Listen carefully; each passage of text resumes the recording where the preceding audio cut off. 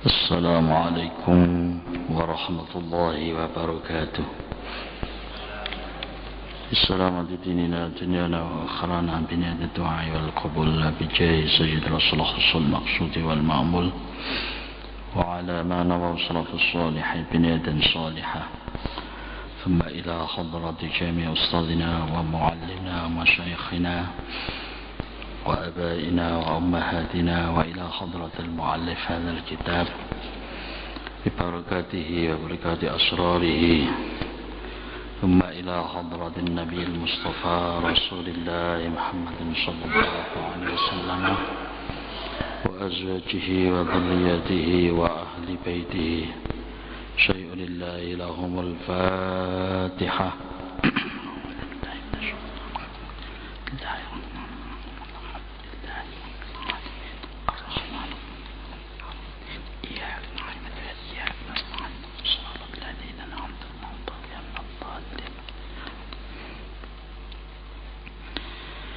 الحمد لله رب العالمين وبه نستعين على أمور الدنيا والدين والصلاة والسلام على أشرف الأنبياء والمرسلين سيدنا ونبينا محمد وعلى آله وصحبه أجمعين ولا حول ولا قوة إلا بالله العلي العظيم. أما بعد، حضرات المكرمين, para sesepuh yang kami hormati, para bina sepuh yang kami muliakan, para bapak ibu jamaah salat subuh yang kami cintai, pertama kali marilah kita senantiasa menghaturkan puji dan syukur kehadirat Allah Subhanahu wa Ta'ala, yang mana dengan curahan rahmat, nikmat, hidayah serta inayahnya pagi hari ini kita bisa menghirup udara segar.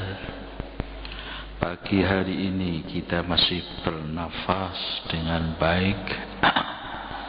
Lalu pagi hari ini pula kita dipertemukan Allah di masjid yang mubarak ini. Semoga pertemuan kita yang betul-betul mendapatkan pertolongan dari Allah akan menambahkan tambahan ilmu yang bermanfaat untuk kemaslahatan kita menuju ridha Allah fid dini wad dunya wal akhirah. Amin ya rabbal alamin. Para bapak ibu hadirin wal hadirat rahimakumullah, kita pada saat ini masih berada di hari tasyrik.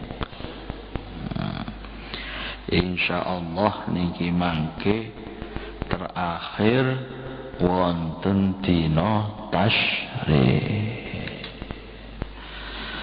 Karena hari ini masih berada di hari tasyrik, maka kita masih diperkenankan dan diperbolehkan untuk melakukan bagi sing bapak-bapak, ibu-ibu telat durung kurban, niki dina tasih angsal ngelakoni kurban sampai nanti menjelang terbenamnya matahari atau sampai masuk yang mana waktu maghrib. Pek menawa umpama kula panjenengan kepingin kurban dibeleh mari asar yo oleh, cuma nggih nek mari asar beleh niku mungkin malih suntel-suntel apa durung betet ini durung jel-jel mbo nek dibagi potongan gede-gede ngono enak sing dikeki ya tadi. Terus karena pada hari ini pula adalah berada di hari tasyrik.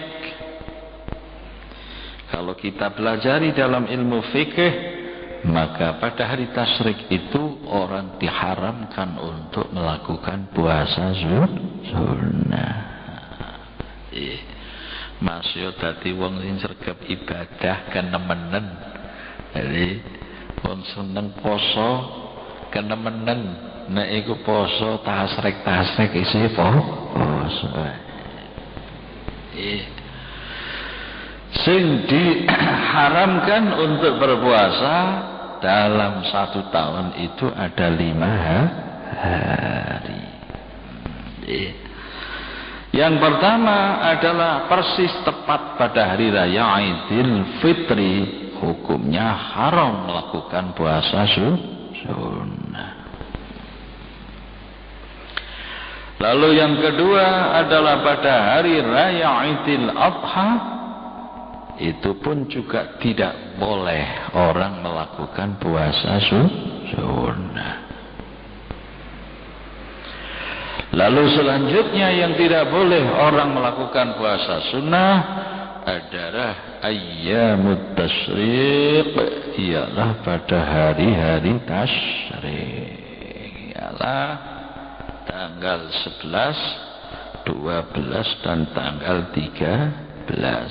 Itu disebut ayyamut tasyriq. Kenapa Pak kok tidak boleh puasa sunnah di hari tasyrik? Iya, bab hari tasyrik itu kata beliau Rasulullah sallallahu alaihi wasallam mengatakan dalam sebuah hadisnya, ayyamut tasyriqi dzabhun. Hari-hari tasyrik itu adalah hari diperuntukkan untuk menyembelih kurban, sekaligus tidak usah puasa sunat hari tasyrik, karena hari tasyrik untuk menikmati daripada makanan daging kurban.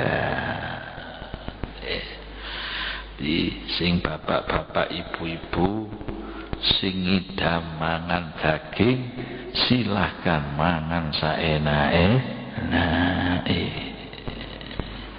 Bapak-bapak sing jarang mangan iwak sapi karo wedhus, silahkan menikmati senikmat-nikmatnya. Pak, kula pun belenger. Orang-orang itu pinter-pinter, terutama ibu-ibu niku nek wis belenger digawe model liya. Asal bagian kathah kula alhamdulillah, cuma ampun belenger. Cara wong ngombe pun glegeken mangan iwak wedhus. Lah, wong ibu-ibu pinter-pinter ya napa? Didendeng, didendeng bisa untuk dimakan beberapa hari yang akan datang. Lalu kenapa sih kita ini kok diperintahkan untuk berkorban itu? Kita diperintahkan untuk berkorban itu adalah salah satunya karena kita mengikuti apa yang dilakukan oleh beliau Nabiullah Ibrahim alaihissalam. Lalu di samping mengikuti jejak daripada beliau Nabiullah Ibrahim alaihissalam, juga mengikuti apa yang dilakukan oleh Rasulullah sallallahu alaihi wasallam, di mana beliau Nabi menyembelih kurban 2 ekor kambing yang bagus-bagus, gemuk-gemuk. Kambingnya penampilannya cukup menarik bagi siapa yang melihatnya. Kalau dalam hadis itu amlahaini, wapi lemu ganteng ya wis poel, itu Nabi.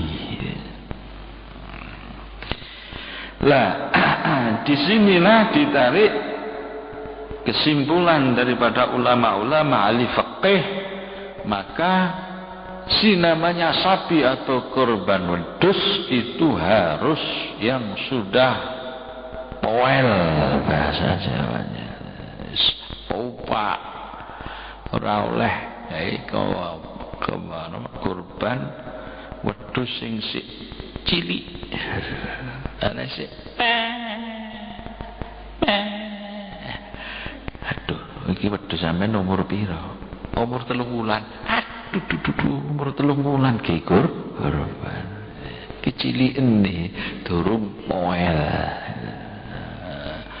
Ini kitabe musim natan harus sudah pupa untuk nih.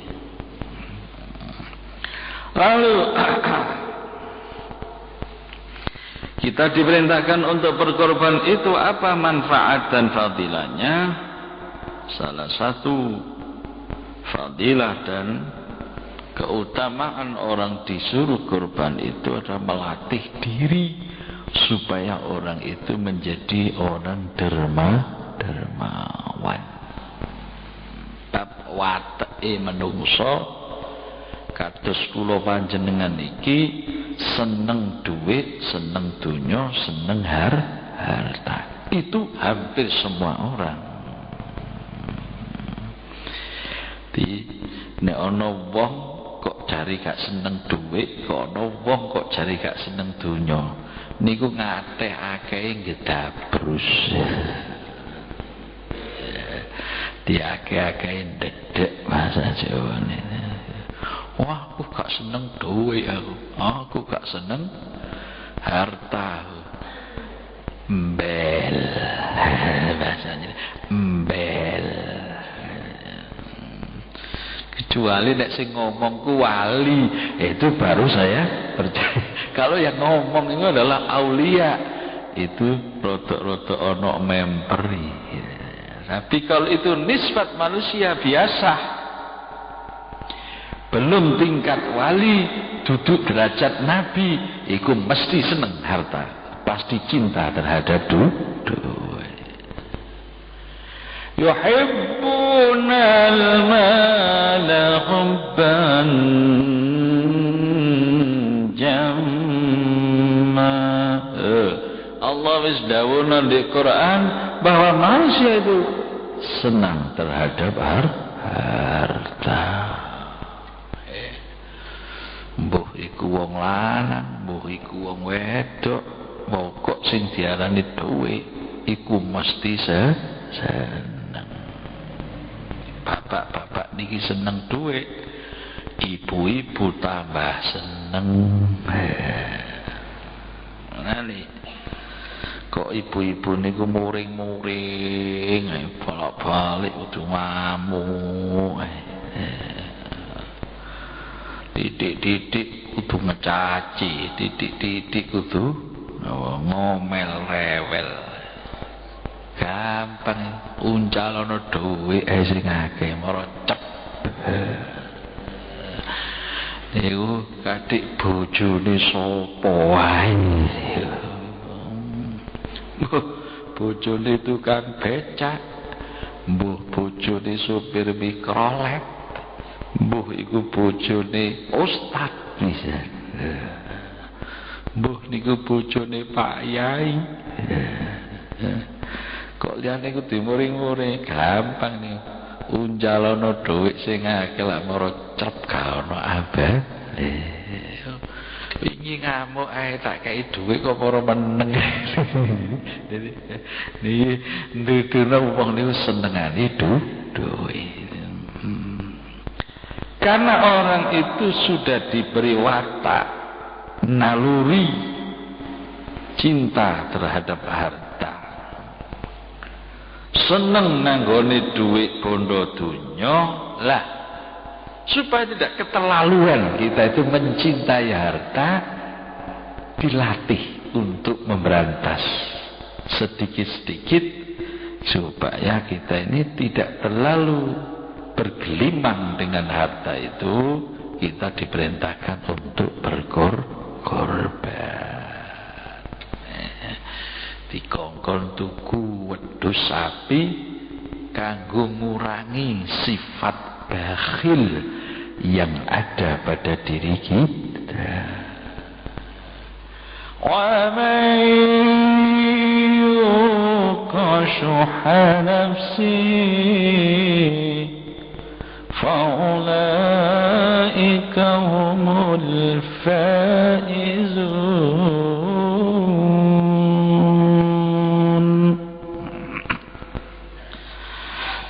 ومن يوق شح نفسه فأولئك هم الفائزون.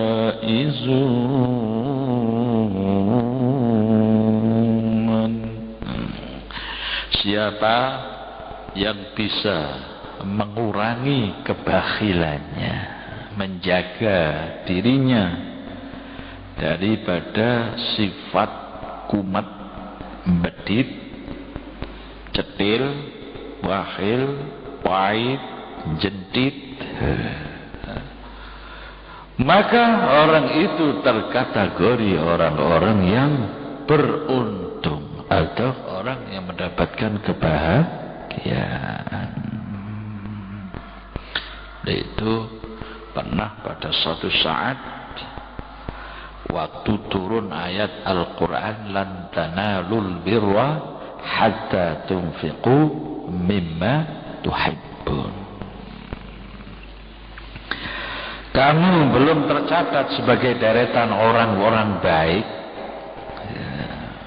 hingga kamu mau membelanjakan, hingga kamu mau menginfakkan harta yang kau cintai. Ini cintai dah. Jare pangeran kon menungso sik durung diarani wong apik tenan. Nek kon gak gelem ngetokno bondomu, dunyamu, duitmu sing kon cintai iki lho kanggo pentingane agama. Masih belum kata orang baik seperti kita ini. Baru kita itu bisa dikatakan jadi orang baik kalau mau mengeluarkan duit kita, harta kita untuk kepentingan daripada agamanya Allah Subhanahu wa ta'ala.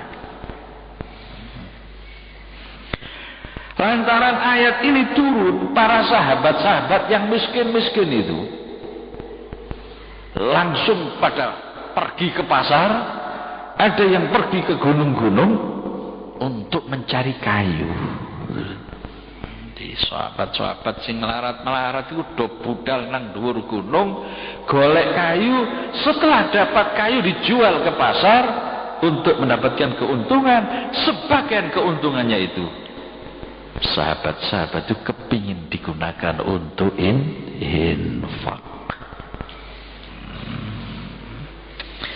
Ada sebagian sahabat yang pergi ke pasar untuk berdagang, pingin adol tuku. Setelah yang namanya perdagangan dilakukan di pasar, setelah dapat keuntungan, kepingin dia melakukan infak. Timbatan koyok di mriki si nom-nom wis do dadi pengemis, si gagah-gagah, ganteng-ganteng, penampilannya aduh jeketek rokok eceran, nyambut gawe sik kuat. Amin tiba. Beberapa hari kan ada semacam fatwa dari Majelis Ulama Sumeneb.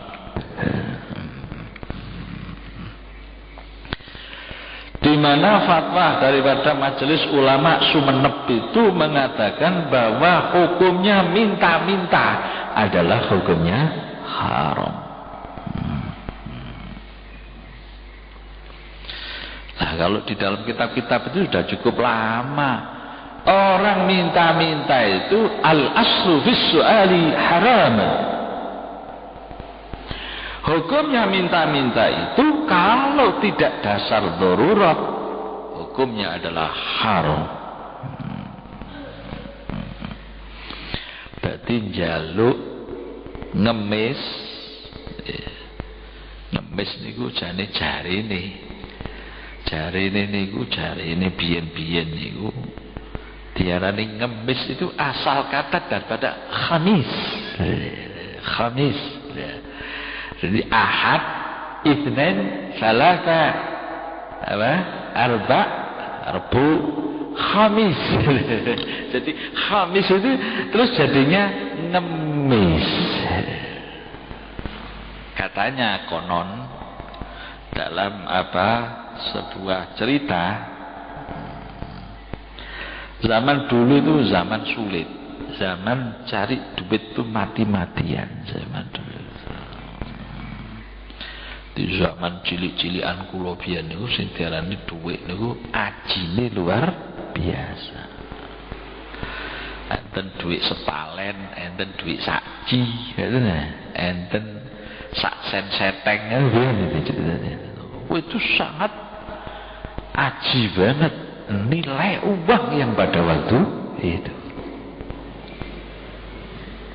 Ya sakniki niki dhuwit gak patek ana ajine. Jutaan, ratusan ribu. Soal biasa biyen duit sakti. Wis hebat wong iki. Wadik duit sakti sak sen niku duit berupa logam. Niki lek kadung ilang jelimet golekane sebab duit logam. Lah zaman dulu itu sulit orang cari duit. Zaman dulu juga sulit orang cari makan. Zaman dulu juga sulit orang mencari untuk digunakan membeli pakaian. Ya. Ini zaman saat niki zaman apa? Rodok larang pangan, murah sandang. Kalau dulu maling-maling di kampung-kampung itu nyolongnya apa? Nyolong pakaian. Kenapa? Pakaian yang dicuri itu dijual masih bernilai harganya. Cara gampangane isi-isi metu duit akeh, nyolong klambi, nyolong celana, nyolong pakaian. Zaman dulu itu masih cukup populer. Kenapa? Harga pakaian pada waktu itu cukup mahal. Nah sekarang ini maling-maling nyuri pakaian itu hanya sedikit sekali. Niki meh jarang tumon kula panjenengan ana di kampung-kampung maling apa nyolong klambi, nyolong celana, iku meh jarang jane. Napa? Sebab harga pakaian saat ini jauh lebih murah daripada harga makan. Mulane jare unen-unen wong tuwek-tuwek biyen sing diarani napa? Nanti zaman akhir itu akeh pakaian keleleran pinggir embong.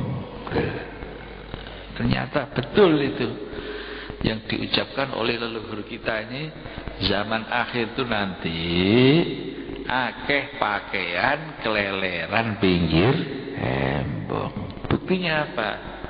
Orang-orang jual pakaian itu zaman kecil saya itu tidak ada jualan dijual pinggir jalan itu tidak ada. Saat niki sing diarani pakaian pinggir embong itu terutama pakaian bekas-bekas. Pakaian rombengan dikelelerno nih ini coba milih obralan. Terbukti bahwa napa sing didhawuhna wong tuwek-tuwek itu jadi kenyataan. Nah nek sik apa itu orang dibilangi besok zaman akhir pakaian keleleran pinggir embong lu gak paham sih. Wah, sok pakaian keleleran pinggir ngono. Tapi saiki delok rombengan pinggir embong. Lah, kita diperintahkan untuk berkorban itu dalam rangka apa? Mendidik nafsu jiwa kita supaya kita ini tidak terlalu cinta terhadap harta. Karena terlalu cinta terhadap harta itu adalah pangkal segala macam kejahatan. Dalam hadisnya disebutkan hubbud dunya ra'su kulli khati'atin. Terlalu gila terhadap harta, terlalu cinta terhadap duit, itu adalah sumbernya berbagai macam perbuatan jelek jahat, dan sumbernya berbagai macam kehancurannya umat. Saiki sing diomong napa? Kasus Bank Senturi. Kasus uang Bank Senturi yang dikucur beberapa hari oleh pemerintah, dana talangan 6,7 triliun. Waduh, Pak. Sing diarani sak triliun dulu. Sak miliar kuping sewu nih. Mbok. Umpama ditukokno kerupuk lho, kira-kira Masjid Jame ora cukup diadahi kerupuk ya. 6,7 triliun. Yang menjadi cukup polemik di kalangan orang-orang di atas itu, tanggapan mereka orang-orang di atas itu pro dan kontra. Ada yang setuju, ada yang tidak setuju. Lu kok gampang men ngetokno duit sakmono kowe. Sementara yang lain masih butuh. Lah kok moro gampang dikekno dana talangan sebagian besarnya. Nah, di antaranya Pak Yusuf kalah komentar katanya dalam TV. Gimana komentar? Saya tidak setuju kalau si namanya Bank Senturi itu diberi dana talangan sekian besarnya. Karena apa? Di dalam Bank Senturi itu banyak orang-orang dalam yang mencuri terhadap harta yang ada di Bank Senturi itu. Kenapa orang berani mencuri? Kenapa orang berani korupsi? Kenapa orang berani menggunakan hak orang lain, menggunakan terutama haknya rakyat, haknya masyarakat, haknya umat? Karena apa? Di dalam hatinya itu karena tertanam rasa terlalu cinta terhadap harta.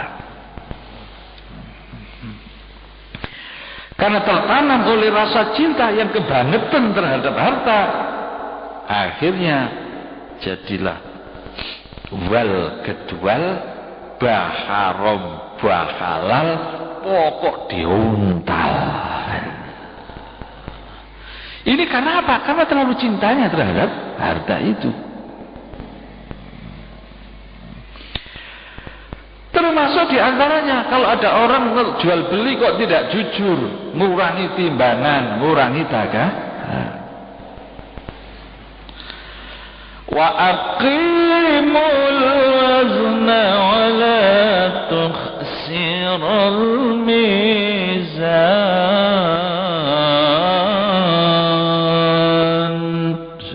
Wa aqimul wazna, kalau kamu menimbang barang yang jujur. Wala tukhsirul mizan, jangan sampai kamu mengurangi takaran, jangan sampai kamu mengurangi timbangan.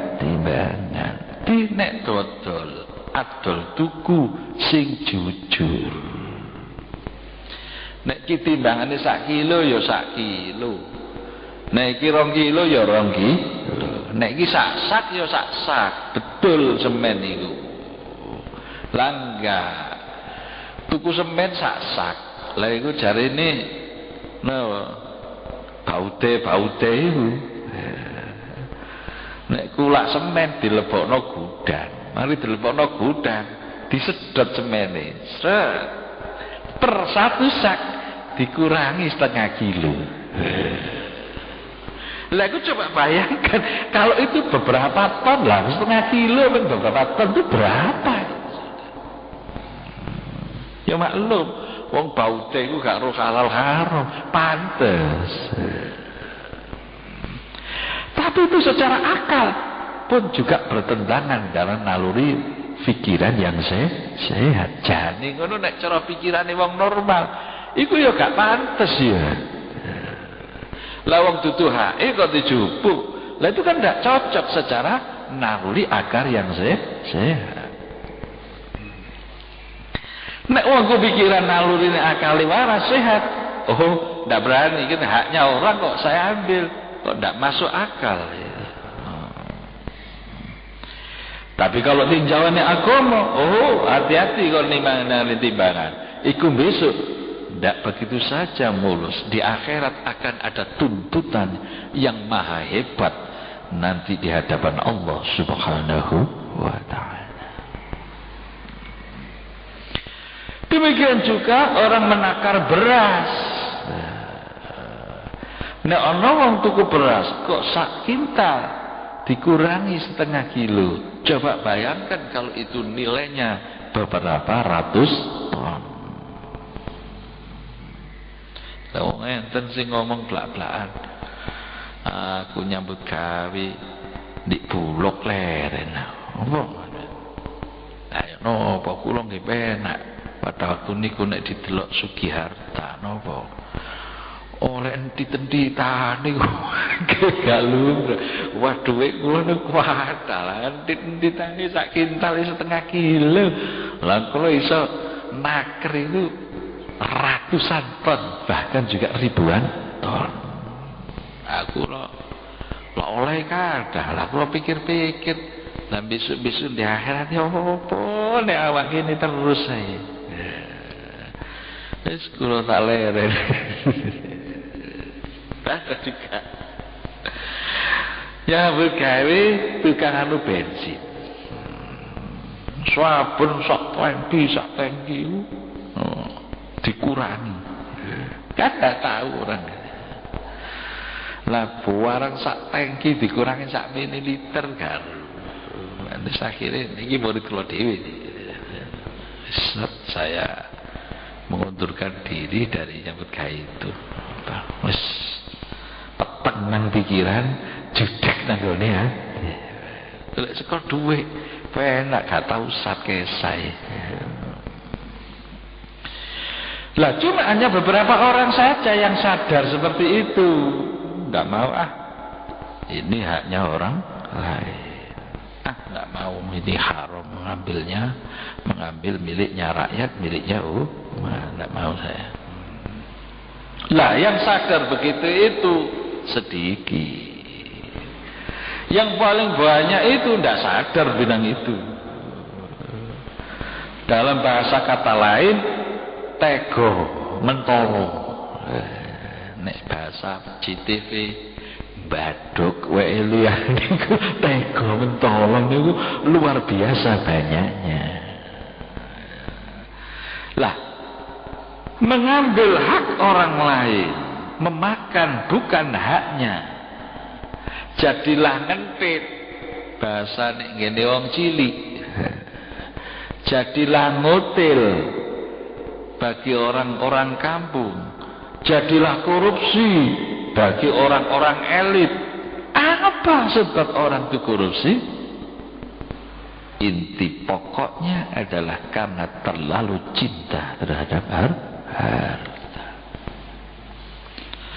Karena terlalu cintanya, kepingin membuat rumah yang bagus, kepingin membeli rumah, kendaraan yang bagus, kepingin berpenampilan yang lebih aduhai, kepingin penampilan yang bergengsi, tega-teganya mengambil haknya orang lain. Itu intinya cinta harta, lalu kepingin disanjung hidupnya itu, kepingin dipuji kehidupannya oleh orang.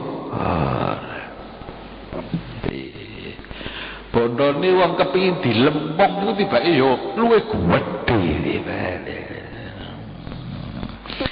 Aku nyolong korupsi sakmene miliar apa? Wah, aku cek iso gawe omah apik. Nah, aku iso gawe omah apik, ya apa toko-toko. Waduh, hebat. Lha kan itu kan. Oh nyolong duit sakmene cek iso tuku kendaraan mewah. Barang bisa membeli kendaraan mewah, apa cita dalam hatinya? Loh, wong lek wasno aku kan ya lah cek muji nyanjuk. Wah, saya orang hebat. Padahal oleh duit nyolong. Mungkin satu sisi kamu hebat dipandang orang, tapi mungkin satu sisi dianggap hina oleh orang. Halah, jeket ini bae omamu api, kendaraan api, maling. Nah, kan jelek itu. Jadi satu sisi lagi penyebabnya kamu hina nanti di akhirat. Nah, ini di antara fadilah dan hikmahnya kurban itu adalah untuk memberantas atau mengurangi rasa perasaan cinta kita terhadap harta, supaya kita ini tidak jadi budaknya harta semata-mata. Bal tu'thirunal hayatad dunya wal akhiratu khairu wa abqa. Bal tu'thirunal hayatad dunya, akan tetapi engkau selalu giat bergegas-gegas dalam urusan harta, bergegas-gegas dalam urusan duit. Walal akhiratu khairul laka minal ula.